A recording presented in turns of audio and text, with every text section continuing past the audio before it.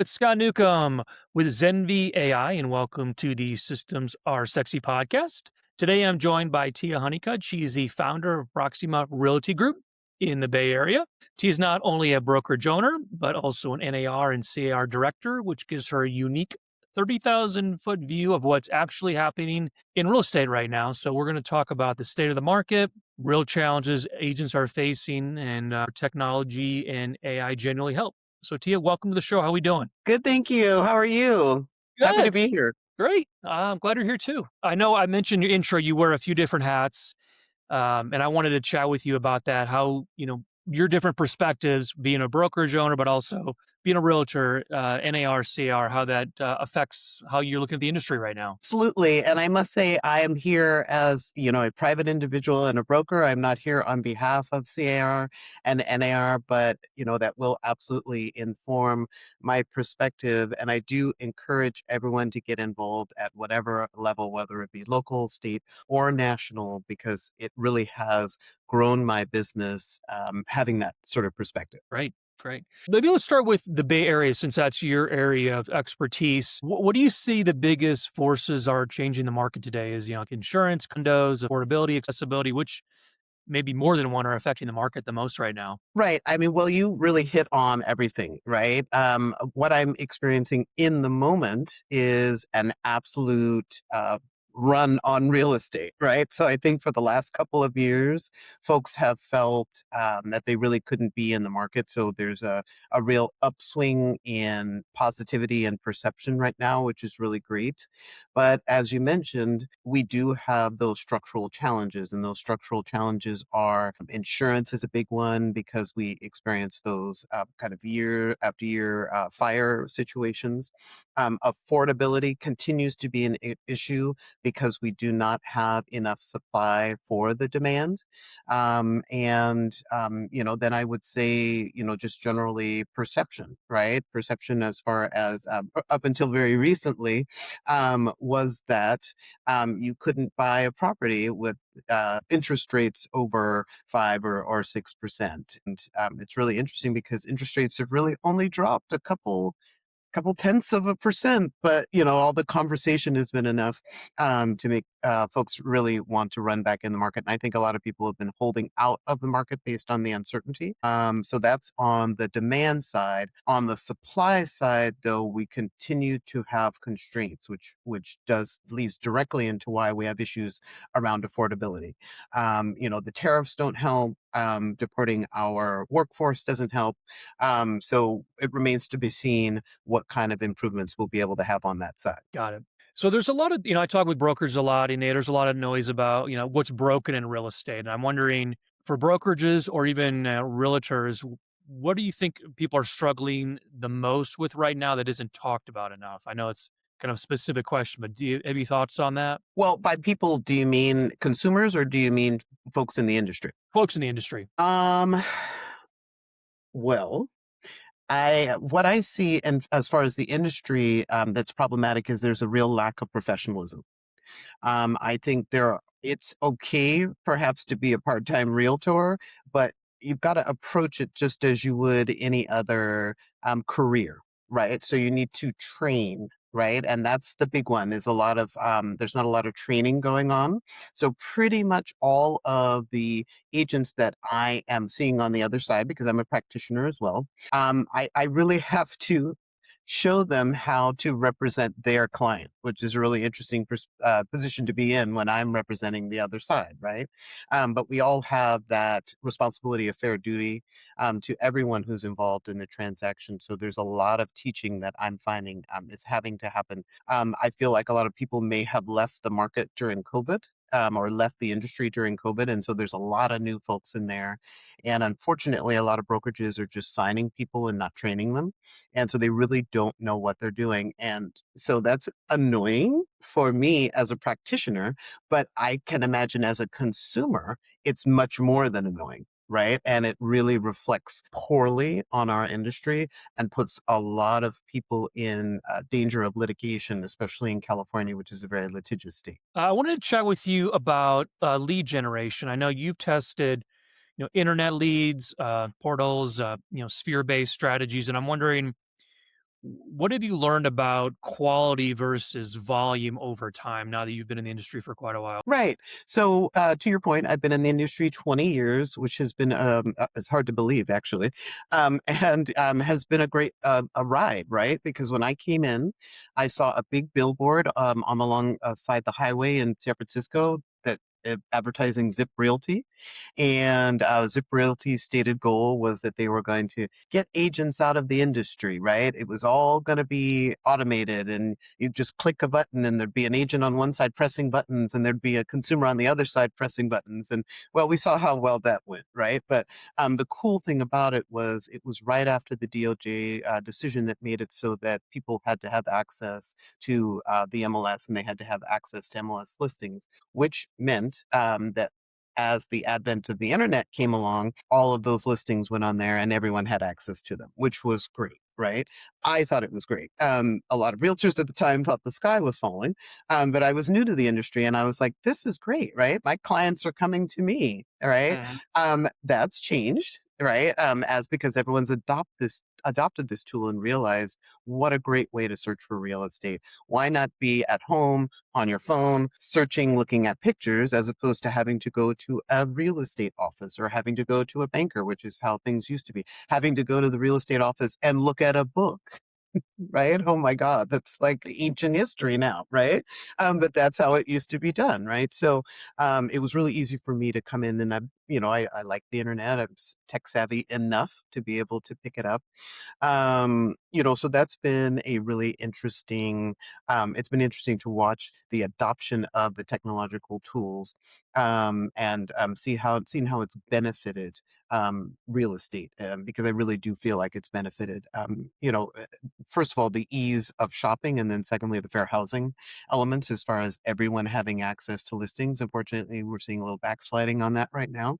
It remains to be seen, but certainly for now, we are in a heyday as far as data is concerned. I'm not sure if this is part of your question because I have forgotten your question at this point, but I would like to add that we are seeing another amazing technological tool come about, and that's AI.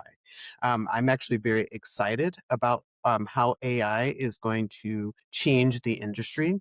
And I don't think it's going to change it in the sense that it's going to do damage to it. Some things need AI, right? There should be no reason that I should be having to type on a keyboard to do property search. I should be able to open my computer or my phone. I should be able to talk to it and describe what I want, and those listings should pop up.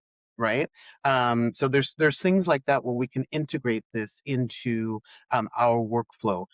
There's going to be three areas which won't change, right? So no more are we going to be the center of information, right? The consumer is going to have all the information at their fingertips. What they are going to need, though, is a human being to make sense of that information, right? Not a human being, hopefully, that is hallucinating. Hopefully, it won't be a hallucinating human being, right? But as opposed to what we're seeing with AI, but it'll be someone who actually makes sense of all the information. They're going to need an expert negotiator, right? That's something that AI is not going to be able to do because they're not going to have enough information to negotiate effectively, right?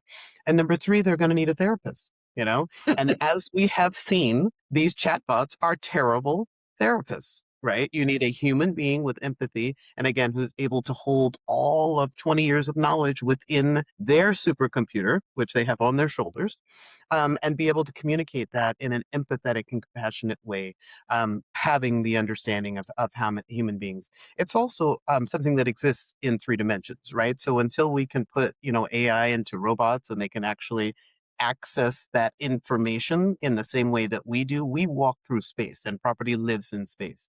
So I'm very hopeful as far as the human being continuing to be the center of the transaction as far as real estate is concerned. You had mentioned something when we spoke earlier about describing yourself as a popcorn agent, and I'm wondering if there's other people can relate to that. So I'm wondering what that means to you, but how are you putting systems in place to make sure you can protect your focus and productivity? You're absolutely right. One thing that I find really, really challenging as a practitioner and as a team leader is that things pop up, right?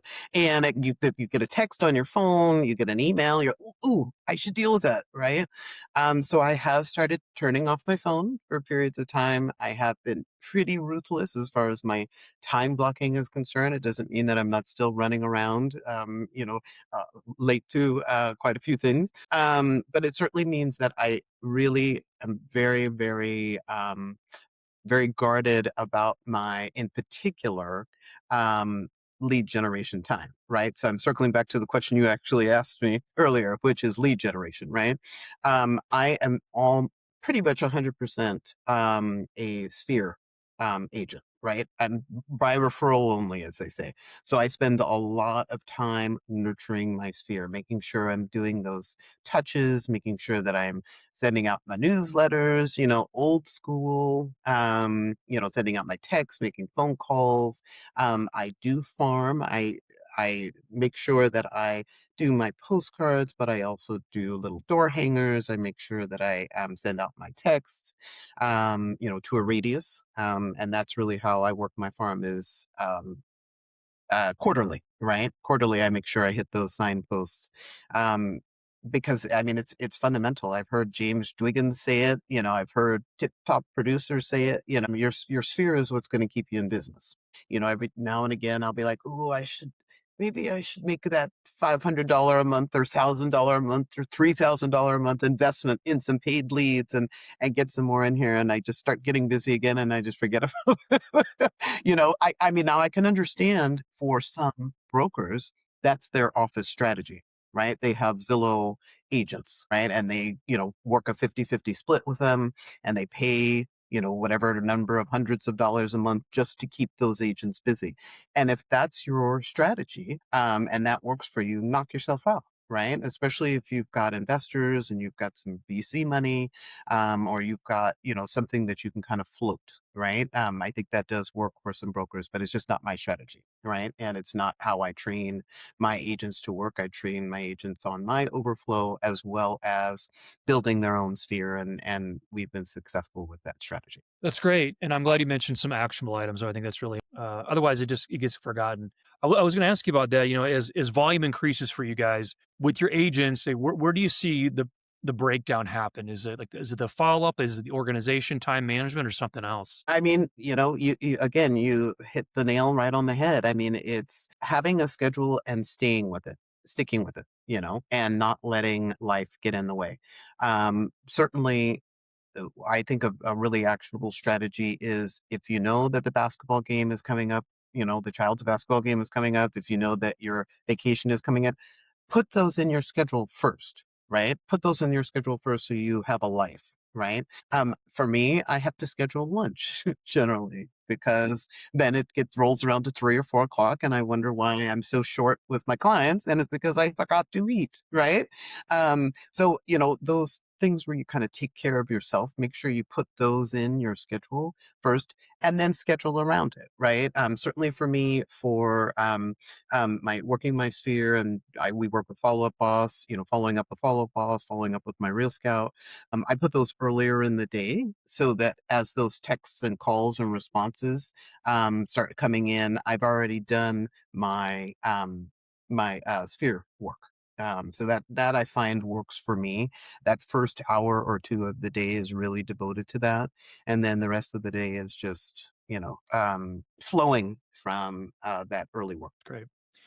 You had mentioned something earlier about how you've had success bringing on newer agents from corporate or maybe second career backgrounds, and wondering like what do they do really well, or maybe what do they struggle with? Yes, I have found I keep telling myself I'm not bringing on any more brand new agents, that I keep meeting incredible people who are really, really suited to this work, right? And it really is about being organized, right? And it really is about saying to themselves, I'm going to start at 9, I'm going to start at 10, whatever the time is, and I'm going to put in 5, 6 hours a day into working my business, right? Because I find with a lot of people, they say they want to do this business, but they don't want to do the work, right? So I find too with corporate folks, they're used to a grind So this feels like, you know, dessert. This feels easy in comparison because they're their own boss, you know. So that's the thing. I think the challenge find with folks that want to go into real estate is they don't really understand that it's work. You had mentioned something about AI. I wanted to go back to that. I know, obviously it's affecting every industry in real estate, which has traditionally not been technology first. And I'm wondering, as it removes the administrative burden, what do you think great agents or brokerages will need to double down on to stay relevant and trusted? Where some people just kind of want to automate everything. What do you think those agents really need to be focusing on? Well, I mean, I think you should automate workflows as best you can. I think you should automate client follow up, um, but not in the way of where it does it for you, right? So I really like, again, the CMA tool that I use because, someone might reach out at 11 o'clock at night. Well, I really shouldn't be responding to that 11 p.m. query, but I don't want to leave them hanging either. So it's nice if you have something that will immediately say, thank you for reaching out. Let's connect, or when is a good time for you to connect, right? Then when you get up in the morning and you see that that interaction has occurred, then that's when you step in, right? And you start asking what, why, what's brought you to real estate? Can we chat?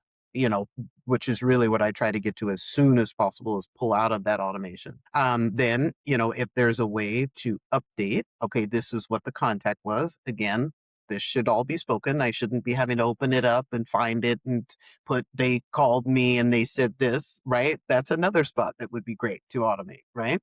Then, and then it would be, and remind me to talk to them in 2 days. Right. And so then you get up again, that's the second day hits in your email. It says you need to talk to whomever. Right. Maybe you can click on it and then you call them right away or text them right away. People love texting. Because it doesn't seem as invasive, I think, as a call. But it's you. I don't know. People love texting, and I love texting too. So I think you can. It's got to be a back and forth, though, right? It can't just be like you talk to them until they're ready to buy. You AI talk to them until that's no, it's not going to work, right? You need to get in there and kind of have a back and forth workflow. I think then on the broker side, there's probably some automation that can occur as far as support for your employees, as far as paperwork and things like that are concerned. I do think it's important that you have either a proprietary system or a system that like closes the loop. So maybe you're not allowing the learning language model to learn from the interactions that you're having. And I know I've talked to a couple of folks that are using AI at work, and they have either something that's been specifically built for them, but it's certainly not something that is allowing the information to go back out to the internet again.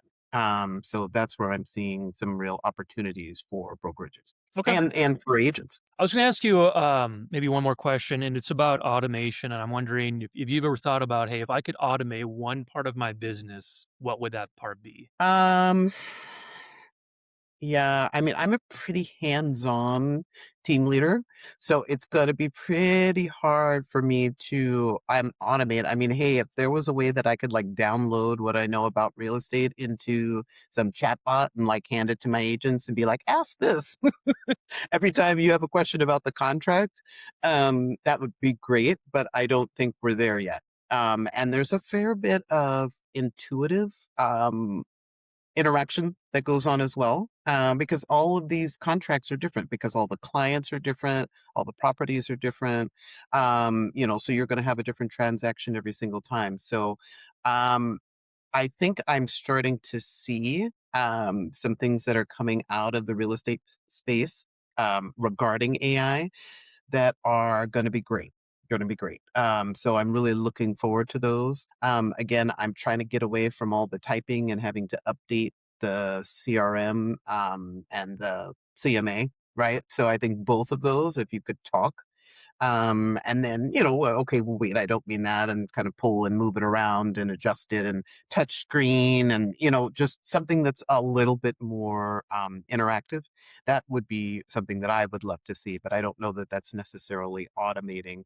Don't think that I would trust anything or anyone to pull together a CMA without me at least being able to manipulate it throughout the process. And I think those are fast enough to draw up. I mean, if you're working an area, you probably already know the comps that you want to go in there. And maybe you're just, using the search to see if there might be something that you missed. But yeah, that's what I would say is just to streamline existing workflow. Okay, great. So if people want to learn more about you and your brokerage, what's the best way to go about doing that? I am on Instagram at Homes Y by Tia, HOMESYBYTIA.